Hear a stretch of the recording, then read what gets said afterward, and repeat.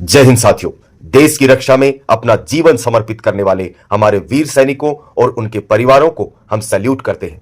भारत सरकार ने उनको स्वास्थ्य सुरक्षा देने के लिए भूतपूर्व अंशदायी स्वास्थ्य योजना यानी ईसीएचएस की शुरुआत करी है।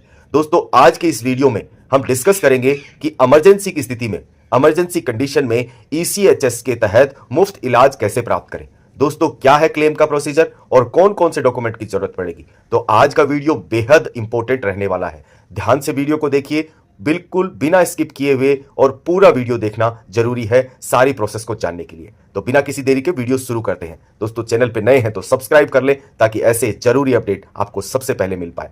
दोस्तों, मान लीजिए किसी ईसीएचएस सदस्य को अचानक कोई स्वास्थ्य प्रॉब्लम आती है, कोई मेडिकल इमरजेंसी होती है। इस कंडीशन में सबसे पहला काम तो आप जो भी पेशेंट है उनको नियरेस्ट हॉस्पिटल में लेके जाएंगे। उसके बाद आपको क्या करना है उस क्लेम प्रोसेस के लिए, तो उसमें क्या होता है दोस्तों, पहला स्टेप है आपका 48 घंटे के भीतर जब पेशेंट नॉर्मलाइज हो जाए, आराम से एडमिशन की फॉर्मेलिटी हो जाए, उसके बाद आप नियरेस्ट ईसीएचएस पॉलीक्लिनिक को फोन करके या व्यक्तिगत रूप से बता सकते हैं और आपको बताना है कि ये प्रॉब्लम हुई है, इस कंडीशन में इस पेशेंट को यहां एडमिट कराया गया है। उसके बाद दूसरा आता है दोस्तों पुष्टि मतलब कंफर्मेशन।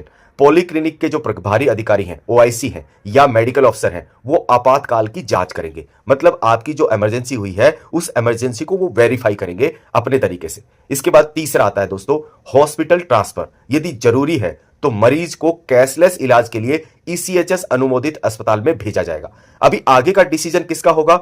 ईसीएचएस के ओआईसी का होगा। वो चाहते हैं कि हां, अभी पेशेंट को ट्रांसफर किया जा सकता है दूसरे हॉस्पिटल में, तो वो डिसीजन लेंगे और जो भी ईसीएचएस से इंपैनल्ड हॉस्पिटल है उनमें उसको पेशेंट को ट्रांसफर किया जाएगा।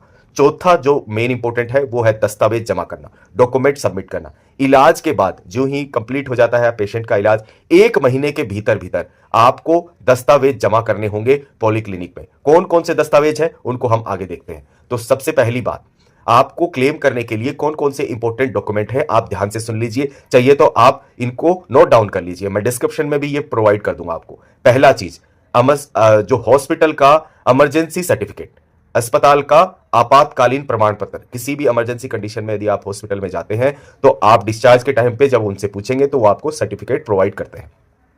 दूसरा, ईसीएचएस कार्ड की कॉपी, आपका जो ईसीएचएस कार्ड है उसकी आपको जेरॉक्स कॉपी सबमिट करनी पड़ेगी। तीसरा, डिस्चार्ज सारांश, मतलब जो डिस्चार्ज समरी है, जो पेशेंट का लास्ट नोटिफिकेशन होता है, जो ओपिनियन उसको बोलते हैं डिस्चार्ज समरी, डॉक्टर लिखता है, वो आपको ऐड करना पड़ेगा। नंबर 4, इलाज के जो बिल है, मतलब जो भी आपके ट्रीटमेंट के बिल और मेडिकल रिपोर्ट है वो सभी उसमें इनक्लोज करनी होगी। 5वां, बैंक का विवरण, आपकी पासबुक या कैंसिल चेक आपको लगाना होगा। और छठा, मरीज का आवेदन पत्र, मतलब एक एप्लीकेशन लगानी होगी पेशेंट के नाम से। और 7वां, इमरजेंसी सूचना report, EIR, emergency information report होती है जो कि आपको हॉस्पिटल बना के देता है जिसमें भी आपके पेशेंट एडमिट होते हैं। ध्यान रखना है इस बात में, सभी दस्तावेज साफ मतलब क्लियर होने चाहिए और पूरे होने चाहिए, नहीं तो आपके क्लेम प्रोसेस में देरी हो सकती है। दोस्तों, जितने भी डॉक्यूमेंट सबमिट कर रहे हैं, मेरा सुझाव है कि आप सभी का फोटो कॉपी करा के अपने पास रख लें। चाहे तो आप फोन में भी आप पीडीएफ सेव करके रख सकते हैं, ये आपको फ्यूचर में काम आएगा। किसी वजह से भी आपका एप्लीकेशन कहीं पे गुम हो जाता है या कहीं पे कुछ उसमें प्रॉब्लम आती है तो आप रीसबमिट कर सकते हैं। दोस्तों, इसके बाद आता है ट्रांसपोर्ट और दवा के लिए क्लेम। आप जब पेशेंट को घर से या एक हॉस्पिटल से दूसरे हॉस्पिटल लेके जाएंगे इमरजेंसी के कंडीशन में, तो उस समय पे जो आपने ट्रांसपोर्ट यूज किया उसका भी क्लेम मिलता है आपको। साथ ही साथ जो भी आपने मेडिसिन ली है उस मेडिसिन का भी क्लेम मिलता है। इसके लिए यदि आपको ट्रांसपोर्ट का क्लेम करना है तो मरीज को अस्पताल ले जाने के लिए टैक्सी या एम्बुलेंस का जो भी खर्चा आया है उसका टिकट या फिर रेफरल लेटर के साथ में उसको क्लेम में इंक्लूड करना है। दूसरा, जो भी आपकी मेडिसिन है, मेडिसिन अगर आपको पॉलीक्लिनिक में नहीं मिलती है तो एमओ से साइन करवा के उसका जो बिल है वो आपको जमा करना होगा। इसके बाद आता है इन्वेस्टिगेशन के जो बिल है, जांच के जो बिल है, उनका भी क्लेम कर सकते हैं। उसके लिए आपको डॉक्टर के पर्चे, साथ ही साथ जो मंजूरी का पत्र है, उस दोनों को टेस्ट रिपोर्ट के साथ सबमिट करना होगा। दोस्तों, इसको आप ईसीएचएस के एप्लीकेशन के ऊपर ट्रैक भी कर सकते हैं कि आपके क्लेम की क्या स्थिति है।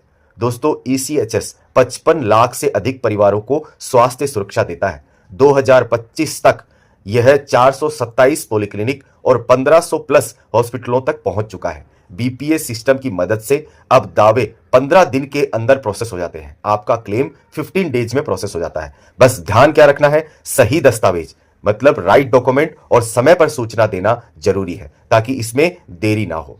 दोस्तों, देश के लिए समर्पित आपके जीवन को सम्मान देते हुए ईसीएचएस हर स्वास्थ्य आपातकाल स्थिति में आपके साथ है। सही जानकारी और तैयारी से इस योजना का सही लाभ उठाया जा सकता है।